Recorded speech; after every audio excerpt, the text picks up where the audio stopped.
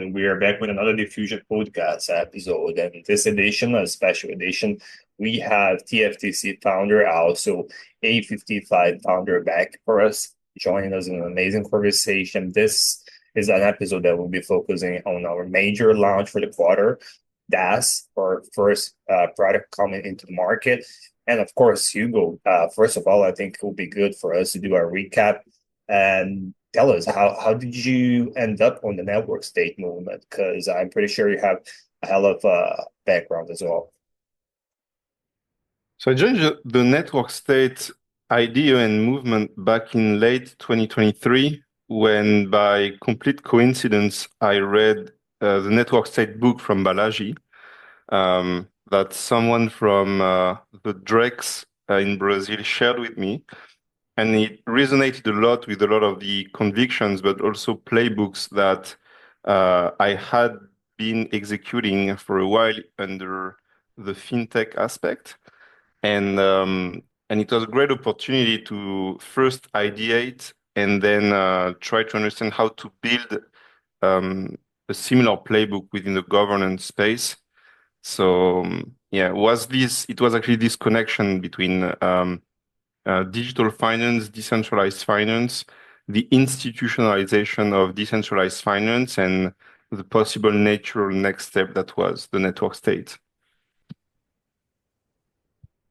So Hugo, I know as well you have a previous background at A55. So I know it involves a lot of blockchain implementation.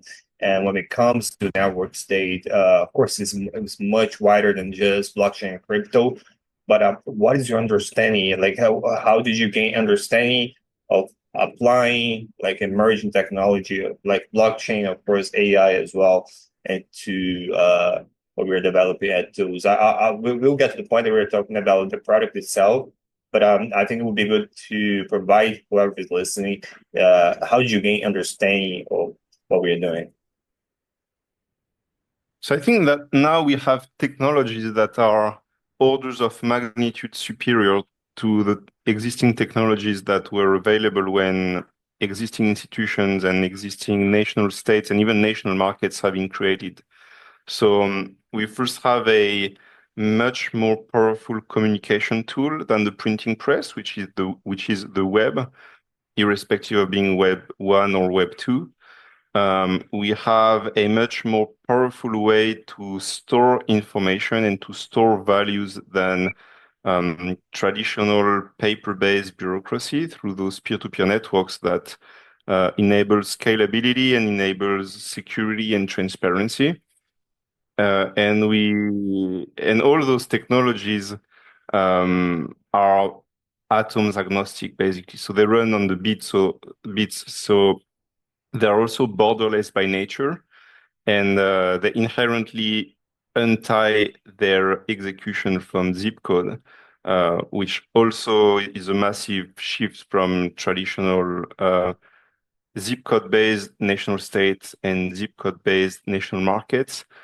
And finally, for the past couple of years, there's been an exponential growth of AI, which also shifts completely the future of work, because we've been for the past 300 years in a paradigm where basically we had those industrial lines, and our existing institutions are really designed for industrial societies where we have check-in times, check-out times, optimization of production lines, a lot of the Keynes theories and even Marx theories that are both based on an industrial paradigm.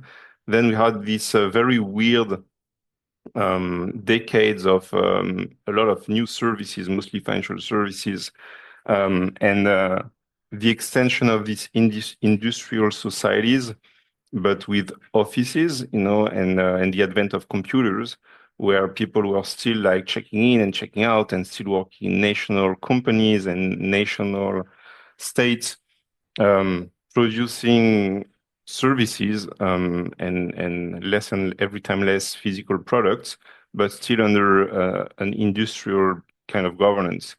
So now I think we can finally go to the post-digital governance, and I think that will entail a major shift in institutions.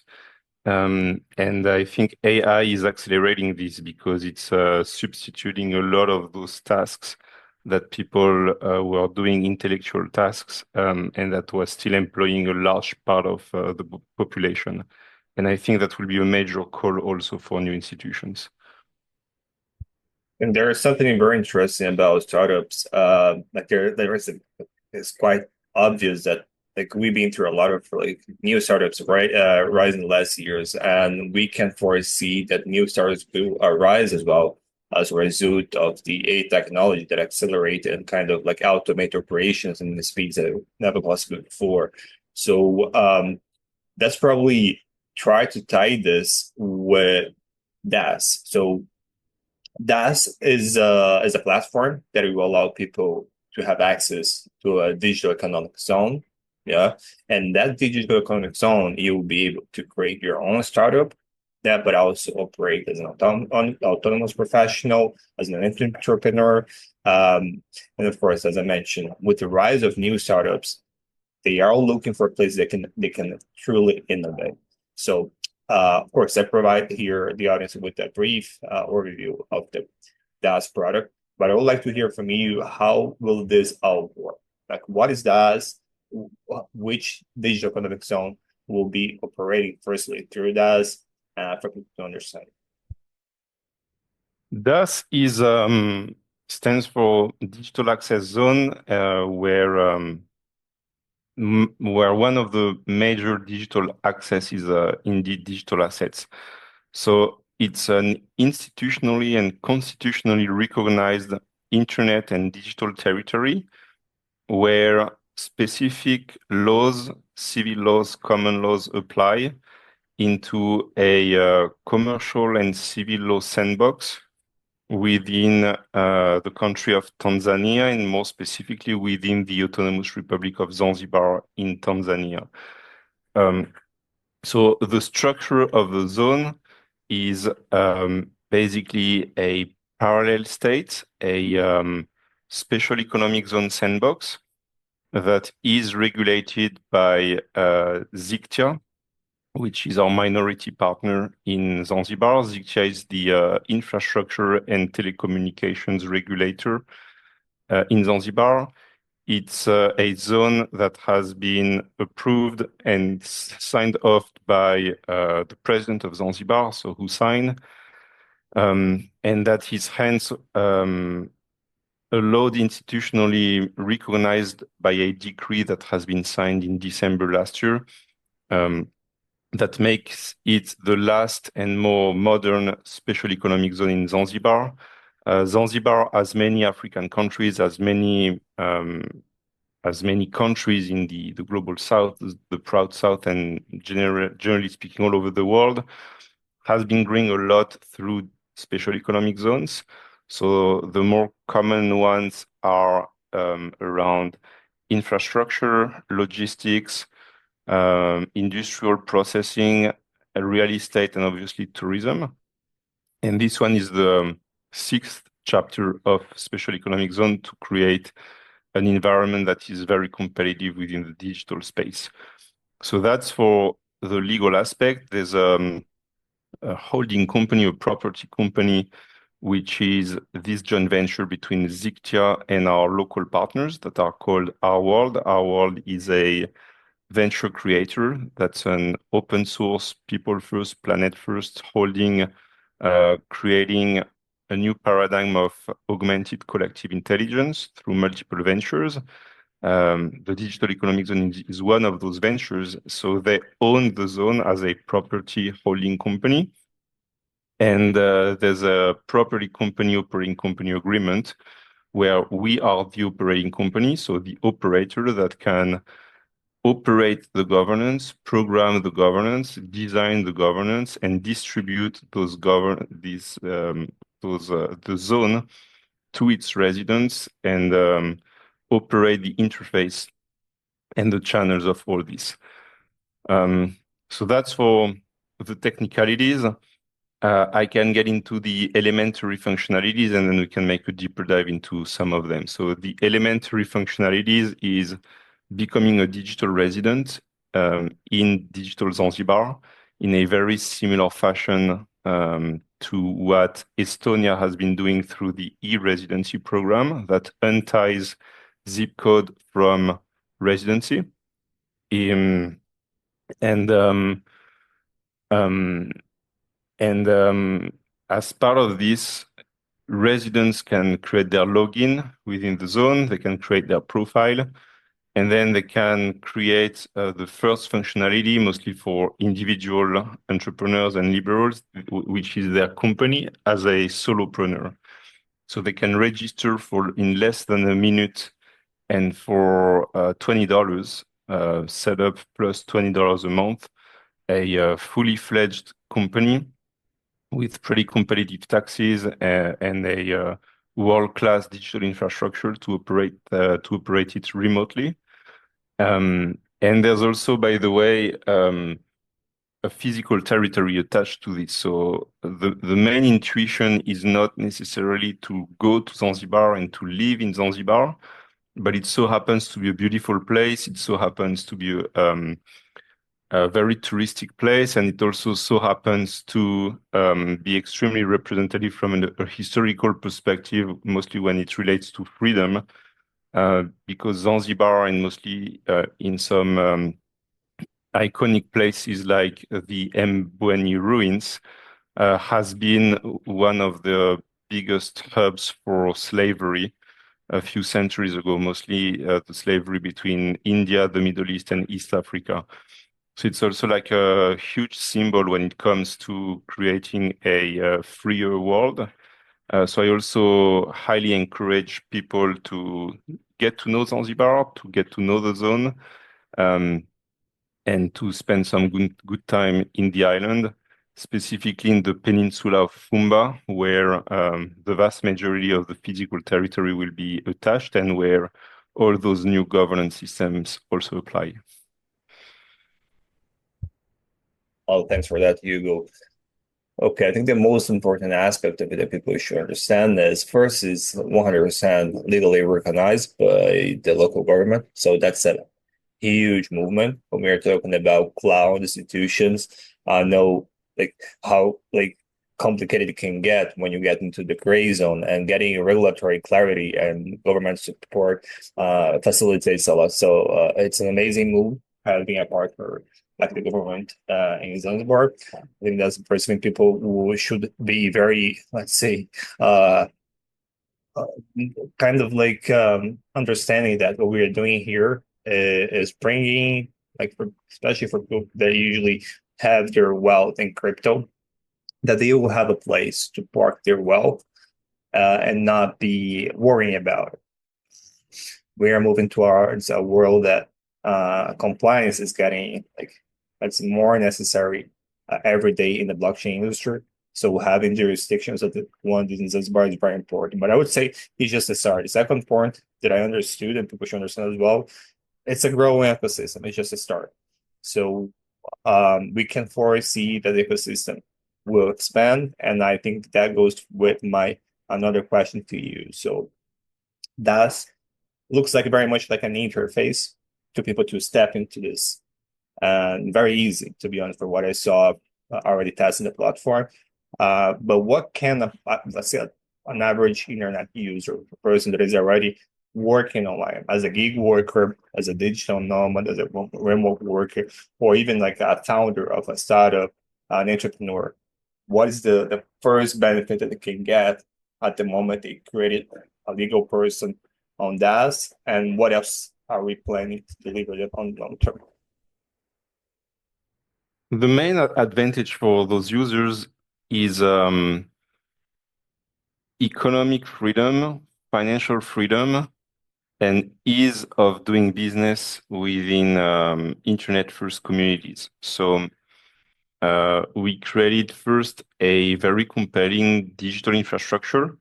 So the backend is pretty robust. The front end will be improved substantially over time, but it's working, it's functioning. there's a speed, so those companies can be opened literally in less than a minute, and it compares mostly in the African context of, let's say, 4 to 12 months to open a company in an average in an average country, and 6 to 12 months of average income per person.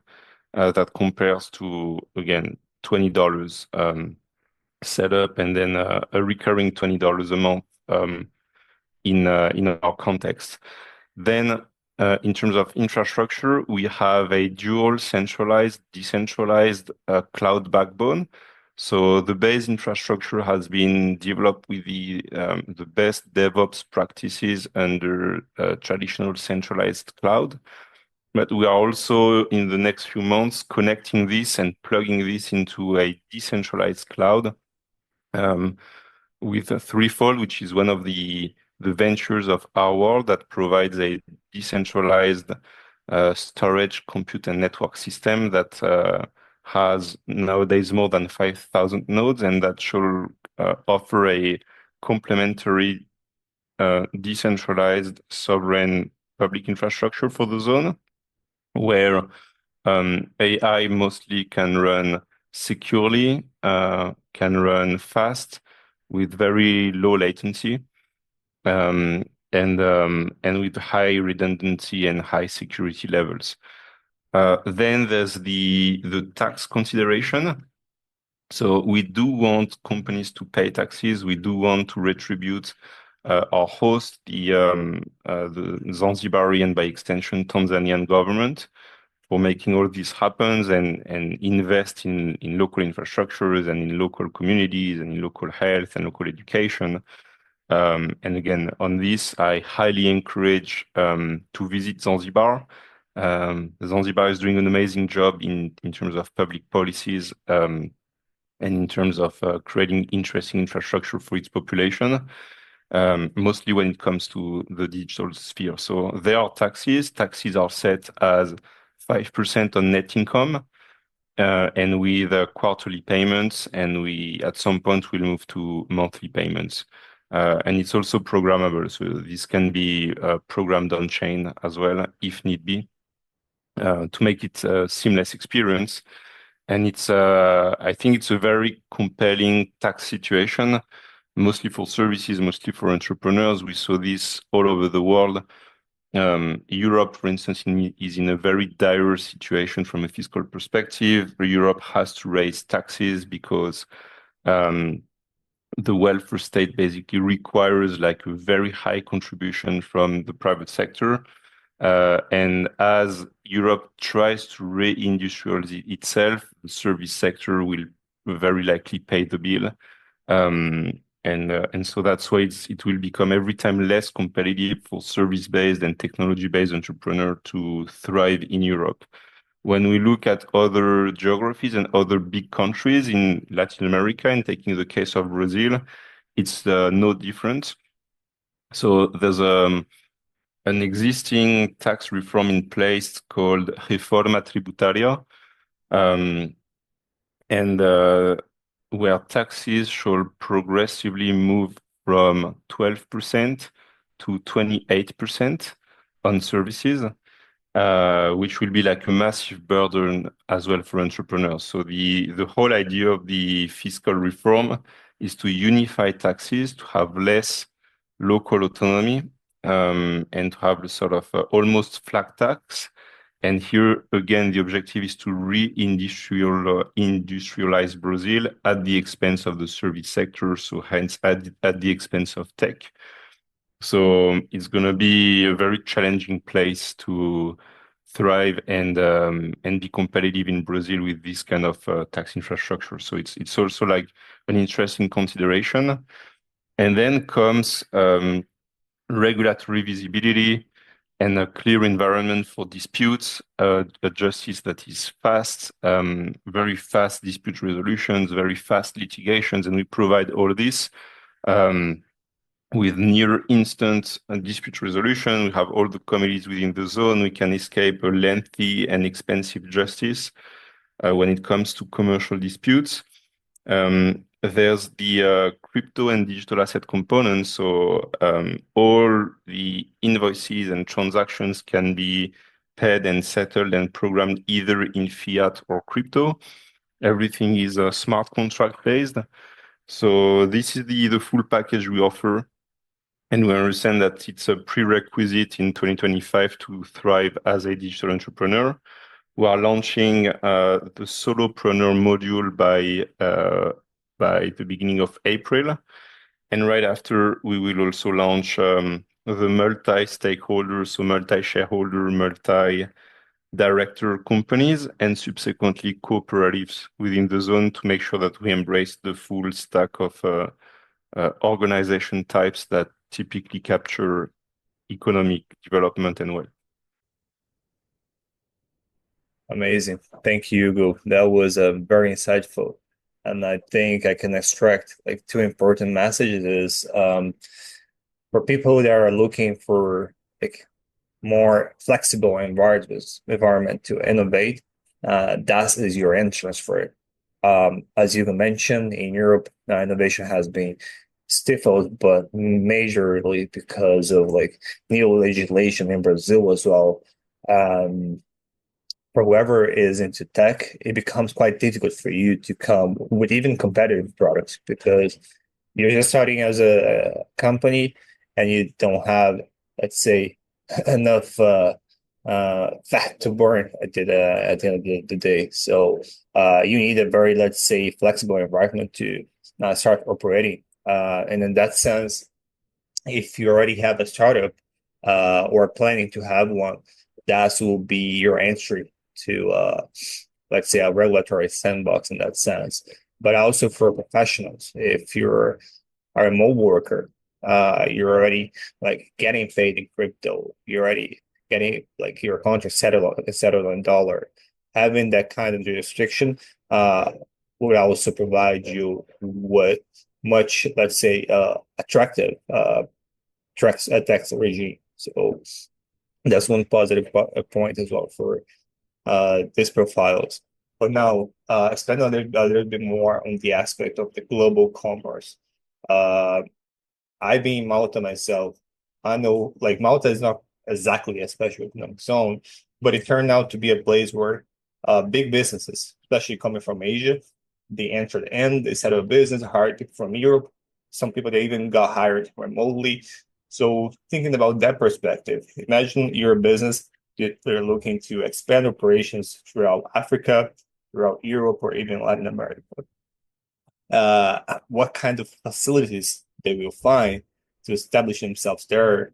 And also for people that are looking for opportunities, for example, because it sounds a lot like it will be a global hub at the end of the day. So you will have access to opportunities in that zone or even the other zone that will be developed in the ecosystem. So if you can expand a little bit more on the global commerce aspect, I think will be interesting. On the global commerce part, we have many amenities to foster cross-border transactions. The first one is on the payment side, so having potentially the full stack fiat crypto rails. The initial currencies available would be in fiat euros, dollars, Brazilian reais, Argentine peso. We can easily upload any kind of currency. So, for instance, we are considering launching soon and uploading soon Nairas and the pound, for instance, that are both markets that are heavily involved into cross-border commerce, mostly with the crypto component. Within the crypto space, we have initially USDC, we have USDT, we have Ethereum, we have Bitcoin. So these are the main crypto and fiat that are used mostly in global commerce. All invoices can be issued in all of those currencies. All expenses can be processed in all of those currencies. Companies' capitalization can be operated in all of those currencies. And we can support any kind of company. We have a soft spot for digital nomads, for Web3 entrepreneurs, for developers, for creators, for service-based industries, for kind of intellectual jobs like consultants, like lawyers.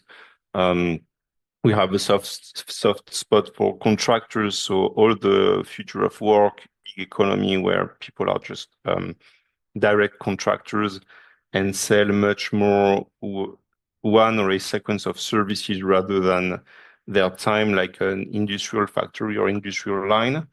So all this is enhanced and very incentivized within DAZ. Then there's also dispute resolution, so everything is in English, even if it's in Zanzibar, where the language is Swahili. So English is the international commerce language, and that helps a lot, mostly in the context, for instance, of European countries that speak very different languages.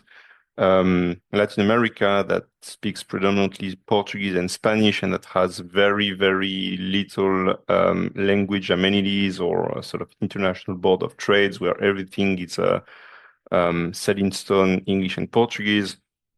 And obviously not even to mention Russia and China, where the domestic language like Russian and Mandarin respectively are very, very strong with very little language amenities. At some point, we'll also have programmable languages to ease commerce irrespective of the language. All this is becoming very handy with AI.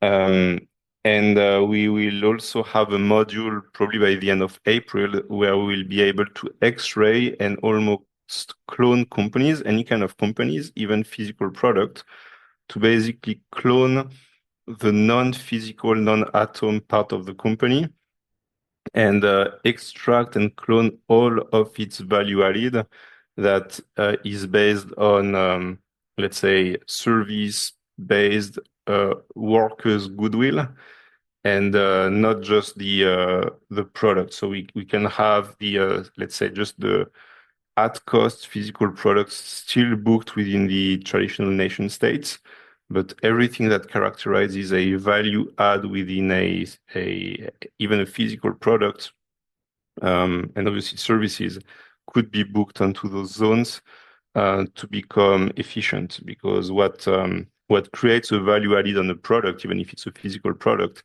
it's basically the collective intelligence of people creating a value added, and this is where the value of an organization is, and this is something that can be crystallized and organized onto the free zone.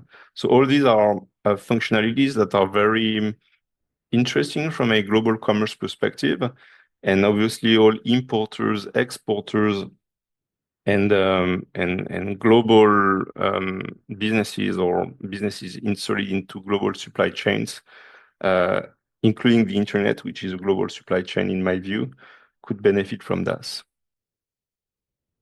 Thanks again for that insight, Hugo. I think it would be good to connect with like for investors, for example, because we're developing something that, of course, will attract a lot of interest from investors. But perhaps as we're ending to going to the end of the podcast, just to provide a good overview of the opportunities, like what are they tapping into when they think about what we are building? So I know, like we're like I did my research, yeah. So I know we are tapping into a huge market because we're talking about special economic zones, digital nomads economy, remittance, e-commerce. We're easily talking about trillions of dollars there. So if you want to provide now a very focused overview for investors, and remember we have only 8 minutes left, so let's go for it. For investors, I see this as a paradigm shift. So first, there's the opportunity to deploy capital within Tools for the Commons. So we're looking at growing an ecosystem, including investors that want to build civilizations 2.0. We have amazing investors already, but always open to more. If you look at Singapore, for instance, that has been built pre-internet, which is just a 6 times 16 kilometers piece of land in a very warm environment that only provides services to the world with 4 million users. in 400 years, Singapore became a $500 billion ARR business with a land bank out of this tiny territory valued at around $5,000 billion. So this gives you an idea of tier one category, ex-internet. I believe that the champions of those new categories in the internet era would probably be tens, probably even hundreds of trillions, but at least tens of trillions in the next couple of decades. And then there's also the opportunity to invest in organizations that are within the zone. So we are also programming all the capital rails to be able to make capital increases in a very straightforward manner with very straightforward shareholder agreements, shareholder protections. We are also developing a pretty robust debt capital markets to be able to leverage companies and so that companies can access credits in a very compelling manner within the zone, again, with easy collateral enforceability and easy dispute resolution. And last but not least, and I think it's also very important for a zone that is hosted within a Muslim republic in Zanzibar, we will likely build also something that I'm pretty familiar with, like a revenue-based finance. So the kind of sukuk investment agreements that are very common into the Muslim world, mostly to comply with Islamic finance. So to make sure that we can embrace the entire spectrum of capital beliefs and capital appetite and capital instruments to make businesses thrive and organizations thrive. Amazing. Well, we ended up having, well, like at least like 5 minutes left. So probably ask you to leave one like last message for whoever we're aiming to reach here. So I know I have specified the personas, but the truth is we're building here is open for contributors as well. So I would like to hear from you as a founder of TftC, and also co-leading this development of DAZ along the autonomous zones in Zanzibar. One last message for the audience. So very short term for the next couple of days, please test and test and test and join the product as a beta tester. Please communicate with us every improvement you'd like to see before we go live. We expect the go live to be a matter of weeks, probably even days.